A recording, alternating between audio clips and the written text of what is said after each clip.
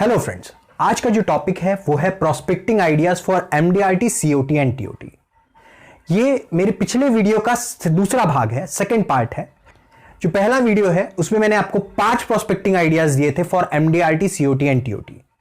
अगर MDRT, COT and TOT बनना आपका लक्ष्य है, या फिर कोई क्लब मेंबरशिप पाना, या शतकवीर बनना, या अर्धशतकवीर बनना, जो भी आपके लक्ष्य हैं, या करोड़पति एजेंट बनना, तो आपको ये प्रोस्पेक्टिंग आइडियाज मालूम होने चाहिए।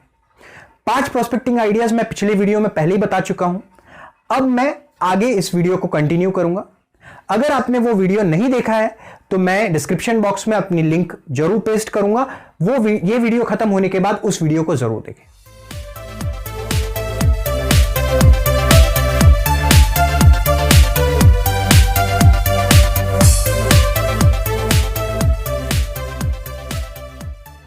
मैं शैलेंद्र श्रीवास्तव आप सभी का स्वागत करता हूं मेरे YouTube चैनल में। तो 5 प्रोस्पेक्टिंग आइडियाज मैंने आपको पिछले वीडियो में दिए थे। अब यहां से हम अगले प्रोस्पेक्टिंग आइडियाज को सीखेंगे। 6th प्रोस्पेक्टिंग आइडिया जो है वो ये है कि आपने उन पॉलिसी होल्डर्स की लिस्ट बनाना है जिनको कि आपने पिछले 3 सालों में कोई भी पॉलिसी सेल नहीं की हो। मतलब 3 साल पहले उन्होंने आपसे पॉलिसी ली थी, लेकिन पिछले 3 सालों में उन्होंने, या 5 सालों में आपसे कोई भी पॉलिसी नहीं ली। आपको जाकर के उन्हें आइडेंटिफाई करना है कि क्या कोई और एजेंट उन्हें सर्विसेज दे रहा है या उसकी सर्विसेज उन्हें ज्यादा पसंद आई है, क्या प्रॉब्लम है, यह आइडेंटिफाई आपको करना है। इसीलिए आपको उन लोगों की लिस्ट बनानी पड़ेगी जिन्होंने पिछले 3 से 5 सालों में आपसे कोई भी पॉलिसी नहीं ली।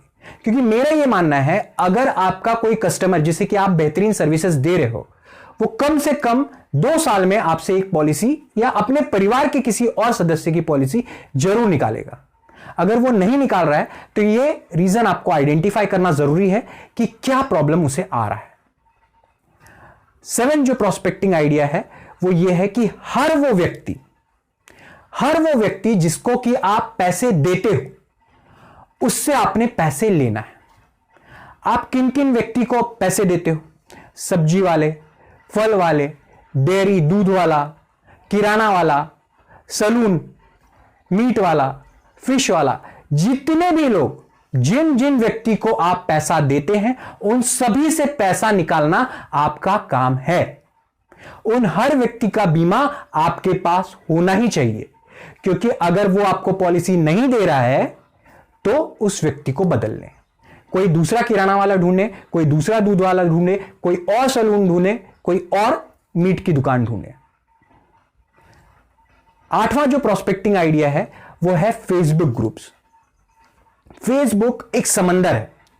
अगर आप उसमें गोते नहीं लगा रहे हो तो आप बहुत ज्यादा पीछे रह गए हो। फेसबुक में करोड़ों की संख्या में लोग मौजूद हैं, तो आपको फेसबुक पर एक्टिव होकर के काम करना पड़ेगा। आपका जो भी लोकल फेसबुक ग्रुप्स होगा बिजनेस बेस्ड, वहां जाकर के आपको ज्वाइन करना है उस ग्रुप में, और रेगुलर बेसिस पे एवरी सिंगल डे कुछ ना कुछ कॉन्सेप्ट, कोई ना कोई आइडिया आपने वहां पोस्ट करना है। आपको ऑटोमेटिकली रिस्पॉन्स मिलेगा। आप कोशिश करें कि पेंशन प्लानिंग के ऊपर, child marriage and child education planning के ऊपर वहां कॉन्सेप्ट्स रेगुलर बेसिस पर पोस्ट करते रहें। आपको 101% रिजल्ट गारंटीड मिलेगा। 9वां जो आइडिया है वो ये है कि आपने नेटवर्किंग ग्रुप्स ज्वाइन करने हैं। बहुत सारे नेटवर्किंग ग्रुप्स हैं जहां पर कि आप ज्वाइन करते हो और इसमें पैसा खर्च करना पड़ता है। उन ग्रुप्स की सदस्यता ही अराउंड 25 से 30 हजार रुपए की होती है, कई उससे भी ज्यादा चार्ज करते हैं। लेकिन अगर एमडीआरटी बनना है, 10 लाख 15 लाख कमाना है, तो आपको खर्च तो करना पड़ेगा। तो वही मेरा कहना है कि आपने वो नेटवर्किंग ग्रुप्स ज्वाइन करना है। होगा ये कि उस ग्रुप में जितने भी मेंबर्स होंगे उन्हें आप दूसरे अपने कस्टमर्स को रेफर करोगे। जैसे कोई केटरिंग वाला है, अगर किसी आपके पॉलिसी होल्डर के यहां शादी है तो आप उसको रेफरेंस देंगे, आप उसे रेफर करेंगे। होगा ये कि मतलब आपके रेफरेंस के बिहाफ पर वो भी आपको दूसरे लोगों की तरफ रेफर करेगा। इस रेफरेंस के थ्रू आपका बिजनेस जरूर बढ़ेगा। 10वां और आखिरी जो आइडिया है वो है plan based and age based prospecting. हर वो व्यक्ति जिसकी उम्र 45 साल, 50 साल और 55 साल होने जा रही है, उनकी एक सेपरेट लिस्ट आपने क्रिएट करना है। अब आप पूछ रहे होंगे और सोच रहे होंगे कि क्यों उनकी अलग लिस्ट हमें बनाना है।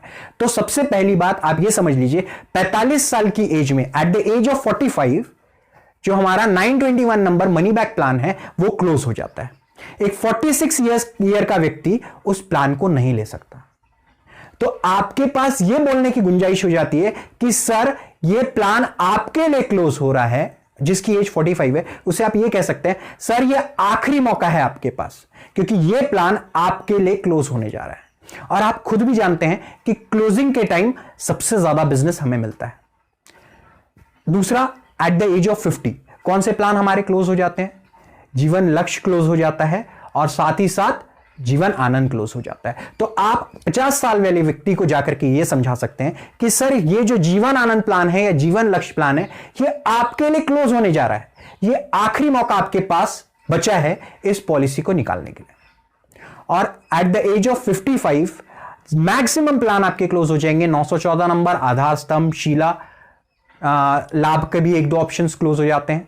तो ऐसे इस वजह से आप अपने कस्टमर को बता सकते हैं कि सर ये आखिरी मौका है, निकालना चाहते हो तो अभी निकाल लो, आगे मौका नहीं मिलेगा। आई होप आप इन प्रोस्पेक्टिंग आइडियाज को इंप्लीमेंट करेंगे और ज्यादा से ज्यादा प्रोस्पेक्ट आप अपने लिस्ट में ऐड करेंगे। मेरा यह मानना है डेली बेसिस पे आपको अगर सक्सेसफुल होना है तो आपको डेली प्रोस्पेक्टिंग की आदत डालनी पड़ेगी। कम से कम 3 से 5 नाम आपको डेली प्रोस्पेक्टिंग लिस्ट में ऐड करना पड़ेगा। अगर आप ये चीज करते हो तो 101% आपको MDRT, COT और TOT होने से कोई नहीं रोक सकता। लेकिन यह हैबिट आपको अपने सिस्टम में डालनी पड़ेगी।